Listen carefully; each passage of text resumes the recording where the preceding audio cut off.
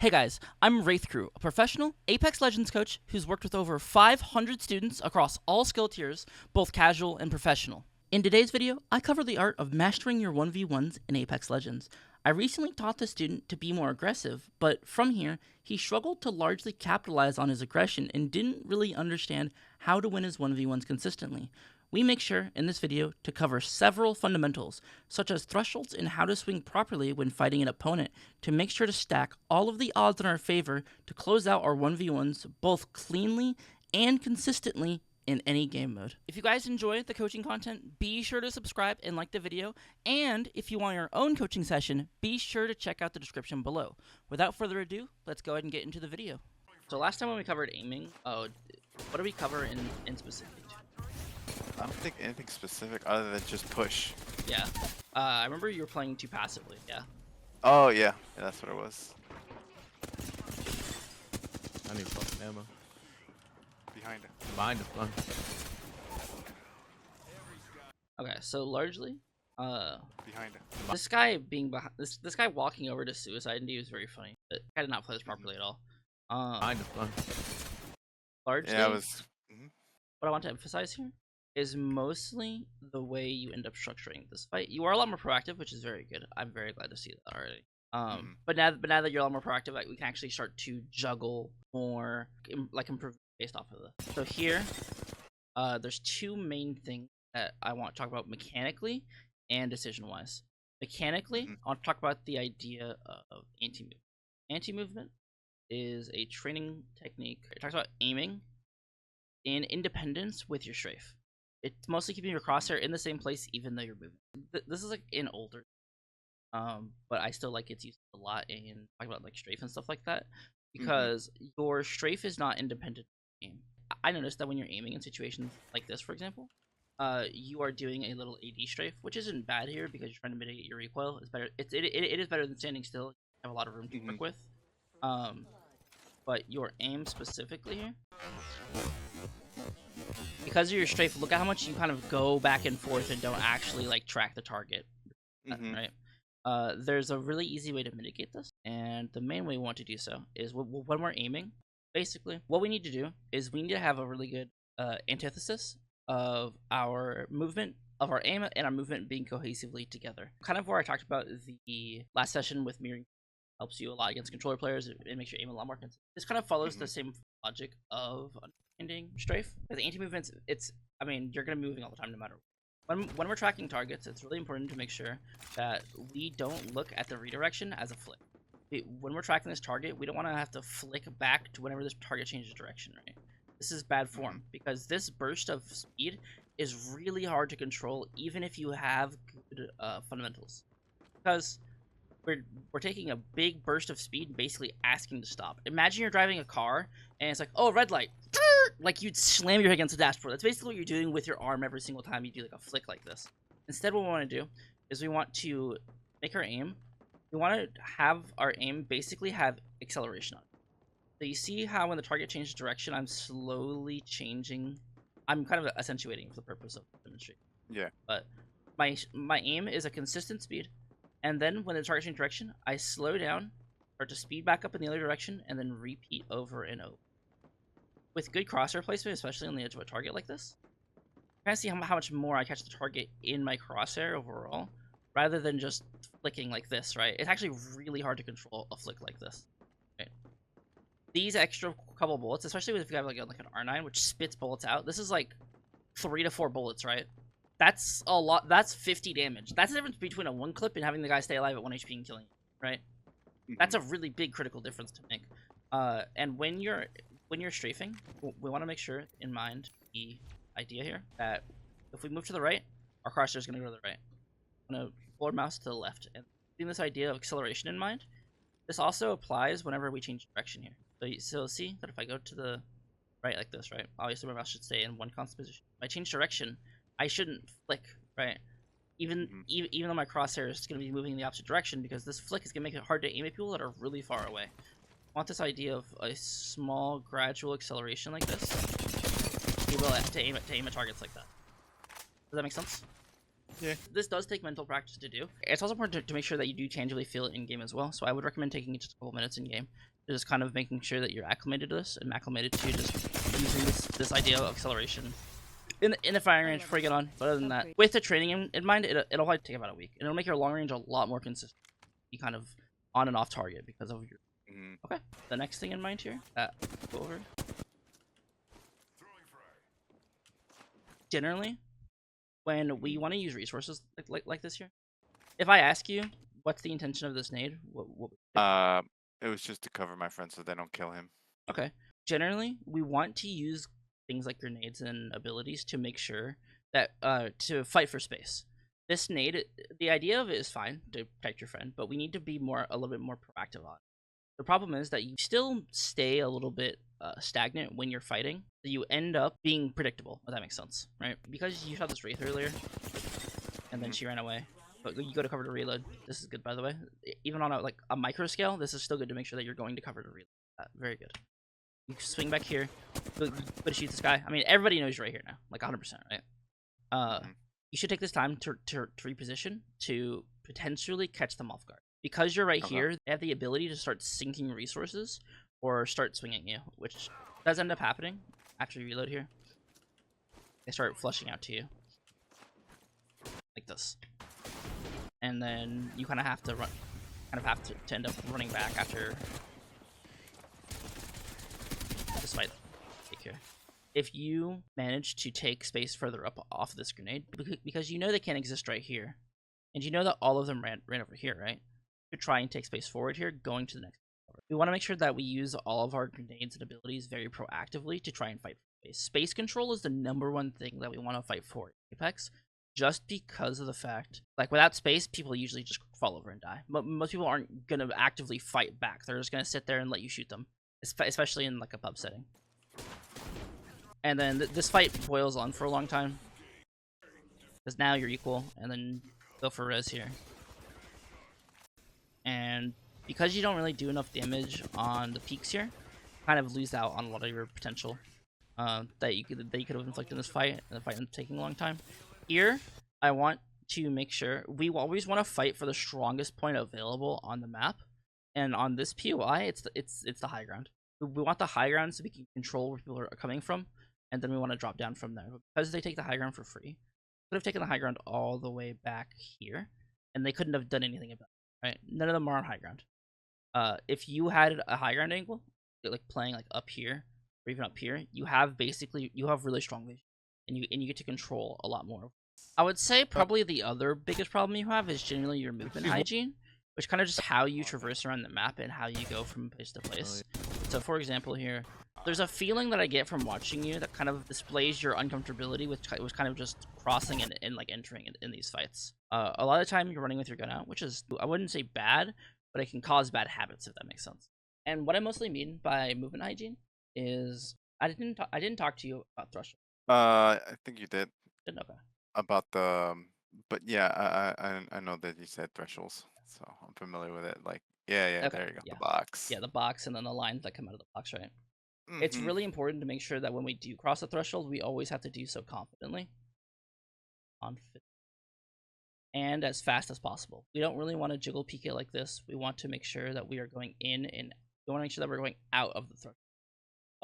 The main purpose for this is because if we know somebody's behind cover, I mean, let's take this bloodhound. So if you're here, and you know that there's a person right here, right? Well, what are you aiming at? Right where you're the right? You're not going to aim at the side of the box. That's stupid. You're not going to aim out here because that's stupid, right? It's just naturally, it leads you to pre-aiming this right? So if someone walks into this, you don't want to walk into the crosshair, right? You want to go through the crosshair as much as possible and make yourself as hard to hit. This is why we want to cross it confidently. If we keep jiggle peeking this, all we're doing is making our opponent require 0 aim at all. This requires no aim skill to keep your crosshair in one place and click. That's mostly click timing, which is important in a game like Valorant, but in Apex, it's not at all, right? The lethality isn't fast enough to be able for that to matter. But if we can't really cross it confidently, like for example, there's like 3 opponents here, right? And they're just all looking at me. They all have an idea of where I'm playing, where I am. What do we do here? So this is where we want to take the threshold. We want to take the threshold and we want to put a point. It's like our axis here. So we can peek And this kind of ties in the idea of angle advantage. I'm not going to go into this whole thing for this session because I don't think it's really beneficial. But when we're peeking, right? If we peek here and we know there's opponents over here, well, we can see right here. We know that there's nobody right there. It's cleared it. I mean, this is the angle we're holding. This is where we're playing, right? But if we take this axis and go ahead and start moving on it, so for example, move here. Now we can see out here. Now we can see, is there somebody here? And if the answer is no, well, now you've cleared this entire angle, right? If we repeat this, so we swing out this way, now we can see out here, and now we see that there's nobody out here, right? And then we can continually keep re-peeking this over and over again, making sure that we cross the threshold to make sure that we can clear everything that we can see to get a good idea of where our opponents are, right? Because if you've cleared this entire side here, and you know there's nobody over here, well, deductive reasoning says that all of them are over here now, right? So if you peek this, you now have systematically a larger idea of where your opponents are going to be, right? We want to limit where opponents can see us from, because if we engage with them out in the open like this, if we peek like this, for example, and ignore the axis point, just walk out like this, we can get shot from everywhere, right? Every time we cross the threshold, we engage with a minimum 180 degree exposure. So if we peek from here, we get exposed on all of these angles. Obviously, we just came from here, so we're not really going to get shot from here. We enter a full 180 exposure here, right? We're able to be exposed from anywhere over here. So if we know there's nobody over here, the limit of the exposure, or the exposure, does not really matter over here. Does that make sense? Mm-hmm. And so what I see you do a lot of the time is, while you might be conscious of these, for example, in this fight right here, when you're holding the staircase here, you're just kind of playing out in the middle of the threshold rather than trying to hold it. You're letting this guy engage with you as he wants. He's the one in control of the fight. You're not in control of the fight at all because you're not playing the cover properly. You're just kind of sitting in the open, letting him fight how he wants, right? And especially because your gun wasn't reloaded either here, which you should have done when you were, grabbing the armor, you were healing, all that stuff. Always reload your gun before you heal. Always. Always, always, always. The only situation, there's only one exception that matters, and where you just need to keep running away, and you can get like one sell off and then keep running away and then get one sell off and keep running. That's like a movement player thing when like you're 1v3. And honestly, you have a pretty bad gun here for this fight. You have an alternator. You should just use the flatline. The alternator kind of sucks.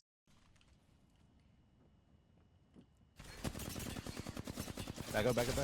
So you see how you peeking this angle here? You're unintentionally playing the thresholds properly, and like trying to like hold out and figure out where people are, and he slow peeks you from here, right? And this actually allows you to control, like you are now in control of this peak. You can say, I'm done. I'm leaving this peak whenever you want, right? And in fact, you kind of do. You do ego it a little bit, but like you leave when you want. This guy's not in control of when you leave. This is a perfect example of a fight that you should take. Even though you do end up losing it, and you do take a lot of damage, it's perfectly fine because you didn't die because of it, right? The cost of us losing a fight or a trade shouldn't be death. We shouldn't just die off of it. But in the situation with the Wraith here, we basically couldn't break this peak and would have died no matter what, right? You see how you can't really end up leaving this fight? She's the one in control of it. You couldn't, like, your leaving's gonna take a long time. And if she just actually did damage to you, instead of whiffing, you would have been dead. Right here, when you are fighting, for example, I would say you guys have relatively equal guns. This guy does have an L-star. I think she has a minor advantage. She has an L-star with a gun shield, and I think the time to kill on the L-star is better than the flatline here. But it's relatively. But this peak, especially from a threshold understanding, good. From a fight, like tempo understanding, it fails to hold up. The main reason being here, because damage here, right? I think you whiff a good number of your shots, but you do end up doing 100 damage. 25 damage, or I don't know how much the gun shield is, like 25 or 50 damage. But you almost go bar for bar here. But we don't want to go bar for bar, especially because we're down one person here. We need to make sure that we accentuate the idea of timing. So timing here, really good understanding. Timing is an idea that if we fight somebody on a 1v1 scale, right, and we have the same weapons, same skill, same armor, same everything, right? Everything's the same. How does one player beat another player? Is it just who shoots first? That's not a very controllable element, right? Like, we can obviously swing the opponent first or do whatever first, but like we still have the capacity to whiff. even if we are the same skill. That's basically coin flipping. And we don't want to coin flip a lot of our fights. It's important that we do set it up to where we do get to leverage our mechanical skill, but we kind of failed to put it up properly. So timing is a really good example of how to understand how to actually properly fight, I would say. This is a clip from the 1v1 tournament that was held like a year and a half ago at this point. This was the controller bracket. So this is obviously Imperial Hal, right? Like one of the best controller players, period. This is, I don't know who this is, but you know, he's in the 1v1 controller bracket. So if there's a top controller player, they're going to be relatively the same skill level, right? So how does one of them beat the other? Where does the skill come from, right? If their aim is going to be very similar, especially because of the input. Making contact with enemy.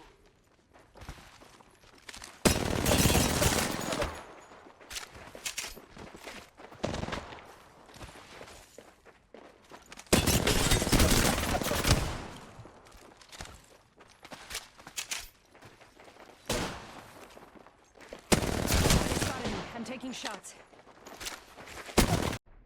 So, do you see what the difference was here? Yeah, I see the hearing where they are, and then poking or peeking, I should say. Mm-hmm. So, and just like to somebody else, they probably just can't really see that. They're probably just thinking like, well, how does he know he's right there, or he's gonna do that, what have you. Mm-hmm. But like you said, like it's like they understand the box thing far more than we do, I guess. Yeah, your analysis isn't wrong at all. Let me run it through step by step here, so you can understand how to implement. Alright, so the fight starts. They go for the box. You should always go for the box. Very good to control. They both go up, and because they're both the same skill level, I mean, they hit the same number of shots basically. I think this guy hit one more shot with the R9. It's like the exact same, right? And so here, Hal has to drop down because the opponent got up there first. And so while down here, he reloads his gun. I want to point out that his noise, that what he's doing down here, is intentional to kind of create a lot of noise and like not really making it clear where he's going, right? He goes left, goes right, slides, cancels it, goes back, starts climbing.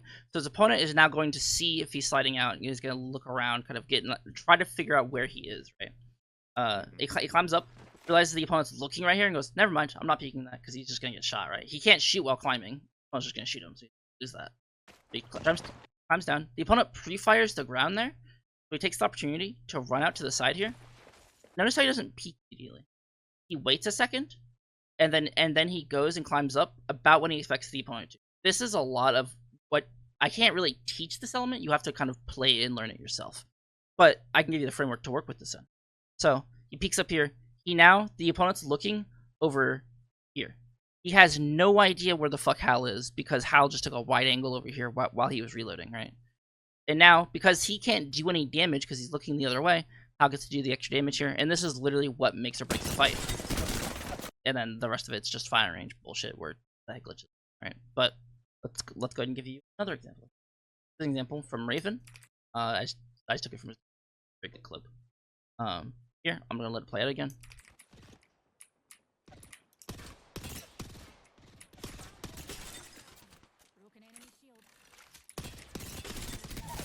This is another very good example of timing here, because this isn't a pub. This is way easier to like understand and translate to your gameplay on a one-to-one scale here. When he's peeking out this way, right? You see how he's intentionally baiting his opponent's shots? Yeah. His opponent now has wasted half his magazine, and half of a Nemesis magazine at maximum can do like 200 damage. That's if they hit every bullet, right? They're not going to hit every bullet, especially if you continue to timing your opponent or you push specifically reloading here. Because he's effectively limiting his opponent's DPS, he can be unafraid to peek. He doesn't have to worry about getting one mag or whatever, because the opponent literally can't do that, right? And then here, he reloads early, and look at his pathing specifically while he's reloading. He walks up here, and then he takes a diagonal right when he's finished reloading, so he peeks his opponent. The opponent has no idea where he is, and then gets to shoot them. Now this is, and I mean, you can see this person, like, 4-3 controller turn at him really slowly, which is really funny. And he gets shot once, and he kills this person. When you're playing fights like these specifically, I want to try and see you utilize more timing here. So what this would look like is I would say you start shooting here. But then as soon as the fight goes on, you realize this guy's gonna go bar for you. I want you to unpeak and then re-peak just a second later to try and bait the guy into shooting, stop shooting, so you're the one still in control. Does that make sense? Yeah. Is it possible that as they shoot, I don't know how else to explain it, like their timing for shooting could be, I don't know, 1 second burst, like with this machine gun, and compared to like another player might just shoot, a 3 second burst, and then you know what I'm saying, like everybody has their own different timing. Yeah. As far as how long they want to hold the trigger. Yeah. A lot of players are different. Some of them have trigger discipline, some of them don't. If they don't have trigger discipline, you can punish them really bad. Like they'll try and pre-fire you. If some of them do have trigger discipline, you can still bait them really hard by like shooting like a little bit and then going back into cover, and then they're not going to shoot you because they're not going to think that they, right? Yeah. This is kind of built into the information phase. You'll learn very quickly as you structure your own gameplay to kind of read opponents and what they're doing. They typically have like 1 or 2 habits, and once you pick up one of those habits, you just kill them. You know what they're doing. Yeah. The best place to learn this straight up is just 1v1s against random people. R5, best place to learn. But you can also do 1v1s against like friends and stuff like that to try and practice. As long as you're like, I'm gonna try and practice this. Okay. But that would just let you take less damage here and inflict more. It's really hard to conceptualize, but once you start managing to do it in your fights, you're gonna have a lot higher